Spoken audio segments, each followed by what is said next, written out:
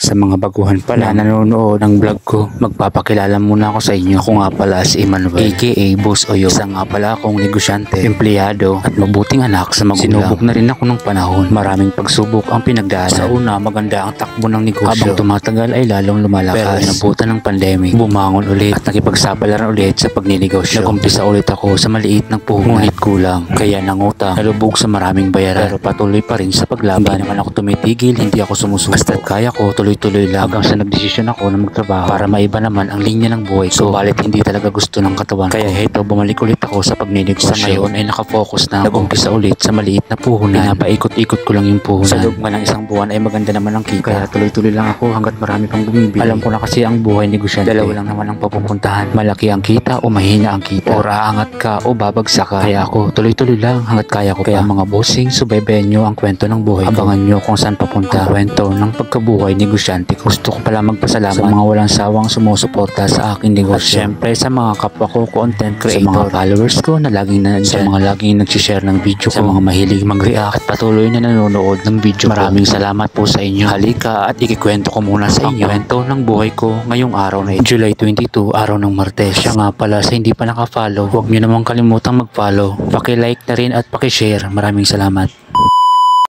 Oops mga bossing! Isang pagbati ng matagumpay na araw na naman sa inyong lahat. For today's video, araw ng Martes, eto na naman ang kwento ng buhay natin sa kusina. Gumising na naman tayo ng maaga para ihanda ang mga sangkap para sa pagluluto natin. Tuwing araw nga ng Lunes hanggang Biyernes, ganito lagi ang ginagawa ko. Laging busy sa pagluluto. Halos pare-parehas lang ang menu na niluluto ko araw-araw. Kaya sa mga nakikita nyo sa video ko, halos parehas lang talaga ang klase ng mga niluluto ko. Medyo marami talaga ang niluluto ko araw-araw. Kaya kailangan gumising ng maaga para ihanda lahat ng mga sangkap. Ang una kong mga niluluto ay mga pasta at saka sauce. At pagkatapos ay sinusunod ko na ang mga prito. Yung unang sauce pala na niluto ko ay sauce ng tuna pasta. At itong nakasalang naman ay ang pasta. Gumigising ako ng alauna ng madaling araw para mailuto ko sa tamang oras ang mga menu dito. Maraming klase nga ang niluluto ko dito, katulad ng spaghetti, carbonara, tuna pasta, silog, bread roll, corn dog, fried chicken para sa rice meal, pork fillet para sa rice meal, fried noodles, at itong mga piniprito ko na panghalo sa silog. Mga bossing, panoorin nyo itong video na ito hanggang sa matapos.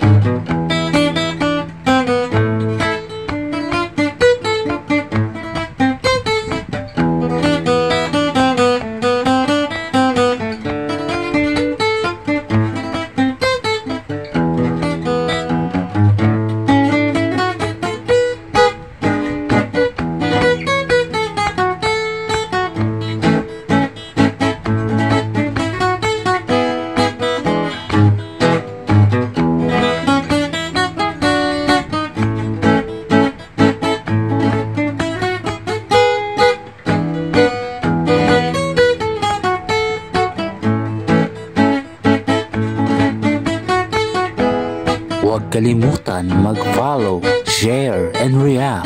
Thank you!